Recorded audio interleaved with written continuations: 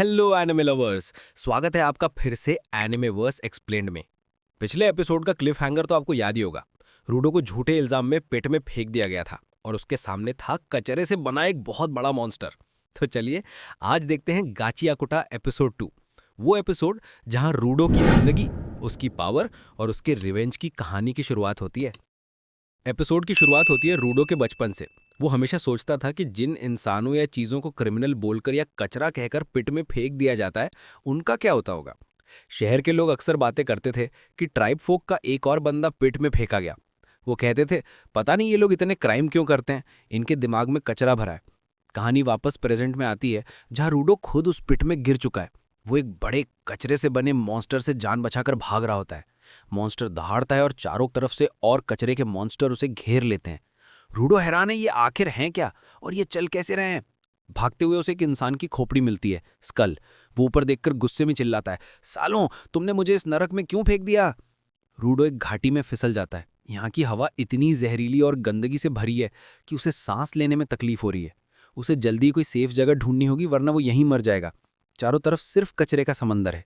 उसे खून की उल्टी आने लगती है और मॉन्स्टर्स फिर उसके पास आते हैं।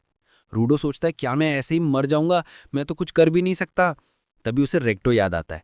वो डिसाइड करता है वो मर नहीं सकता। उसे बदला लेना है उन लोगों से जिन्होंने उसे क्रिमिनल बोला और पिट में फेंक दिया। सबसे पहले उसे रेक्टो के किलर को ढूंढना है। उसे जिंदा रहना होगा। अचानक रूडो के ग्लव्स में एक लाल एनर्जी चमकती है। वो एक चमकती चीज देखता है, उसे उठाता है जो एक पाइप होती है। जैसे ही मॉन्स्टर उसे खाने की कोशिश करता है, रूडो पाइप से मॉन्स्टर का मुंह तोड़ देता है। दूर से एक आदमी ये सब देख रहा होता है। रूडो मिलती जुलती हर चीज से मॉन्स्टर्स पर अटैक करता है, पर जहरीली हवा उसे कमजोर कर देती है। दो मॉन्स्टर उस पर झपटते हैं और फिर से वो लाल एनर्जी चमकती है। रूडो एक मॉन्स्टर की गर्दन उड़ा देता है और दूसरे को कपड़े के टुकड़े से ही खत्म कर देता है।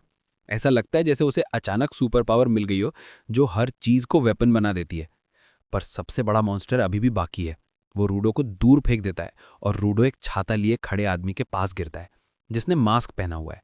वो आदमी रूडो को भी मास्क पहना देता है, जिससे वो नॉर्मल सांस ले पाता है। रूडो जल्दी से पूछता है, आप यहाँ रहते हैं, ये कौन सी जगह है, वो मॉन्स्टर्स क्या थे।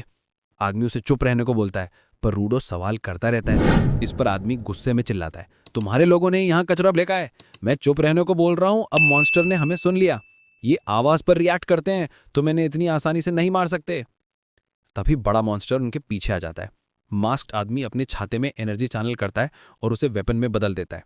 जब मॉन्स्टर उसे पकड़ने आता है, वो छाते को आरी की तरह घुमा के मॉन्स्टर का हाथ काट देता है और कचरा धूल बन जाता है। और मॉन्स्टर्स आते हैं और वो आदमी उन सबको बिजली की स्पीड से मार देता है। रूडो सोचता है, ये कैसी पावर है, अगर ये पावर मुझे मिल जाए तो मैं उन लोगों को सबक सिखा सकता हूँ। बड़ा मॉन्स्टर आदमी पर किसी तरीके का पत्थर जैसा बॉल फेंकता है, पर वो उसे भी छाते से काट देता है। फिर वो छाते को बड़ा करता है और एक एक्सप्लोजन से मॉन्स्टर को उड़ा देता है। रूडो पूछता है, आप कौन है। आदमी मास्क उतारता है और कहता है, मेरा नाम एंजिन है, मैं एक क्लीनर हूँ। लेकिन उसे बदबू से परेशानी होने लगती है, तो फिर से मास्क पहन लेता है और रूडो को डांटता है कि उसकी वजह से उसे मास्क उतारना पड़ा। रूडो बेहोश हो जाता है। तभी रूडो के बचपन का फ्लैशबैक दिखता है। वो कुछ बच्चों से लड़ पड़ा था क्योंकि वो कह रहा था कि चीज़ों की भी एक जिंदगी होती है। बच्चे उस पर हंस रहे थे। रेक्टो ने पूछा, तूने वापस लड़ाई की। रूडो बोला, नहीं। रेक्टो ने कहा, अच्छा किया। रेक्टो ने समझाया कि अगर तुम किसी चीज़ का अच्छे से ख्याल रखो तो उसमें एक तरीके की सोल आ जाती है। रूडो तो सच में सोच बैठा था कि चीज़ें जिंदा हो जाती हैं, लेकिन रेक्टो ने बताया कि यह बस एक पुरानी कहानी है, लोगों को अपनी चीज़ें संभाल कर रखने के लिए कही जाती है। फिर भी रेक्टो खुद उस पर यकीन करता था, यहाँ तक कि वो कह रहा था कि उसका तौलिया भी सोल वाला है क्योंकि वो उसे इतना अच्छे से साफ करता है। रूडो ने पूछा, तो वो कुर्सी, वो टेबल, उनमें भी सोल है। रेक्टो हंसकर बोला, हो भी सकती है। रूडो ने अपने दस्तानों के बारे में पूछा तो रेक्टो ने कहा, अगर तू उनका अच्छे से ख्याल रखेगा तो एक दिन उनमें भी सोल आ जाएगी। होश में आने पर रूडो बंधा हुआ होता है। इंजन उसे घसीट कर ले जा रहा होता है। रूडो बोलता है, मुझे छोड़ दो, मुझे वापस ऊपर जाना है। इंजन जवाब देता है, नामुमकिन। ऊपर की जगह को स्फीयर कहते हैं और वहां के लोग स्फीयराइट्स हैं। तुम इतनी ऊपर कैसे उड़कर जाओगे, वो जगह हमेशा मूव भी करती है। सीधे शब्दों में, अभी वापस नहीं जा सकते, भूल जाओ। रूडो जिद करता है, तुमने कहा अभी नहीं जा सकता, मतलब तुम ऊपर जाने के बारे में कुछ जानते हो। मुझे सब कुछ जानना है, इस दुनिया के बारे में, उस मॉन्स्टर के बारे में और तुम्हारी पावर के बारे में। मैं इस पावर से स्फीयर में रहने वाले लोगों को और रेक्टों के कातिल को मार दूंगा। इंजन मान जाता है। वो रूडो को एक खाली जगह पर ले जाता है जहां एक घर है।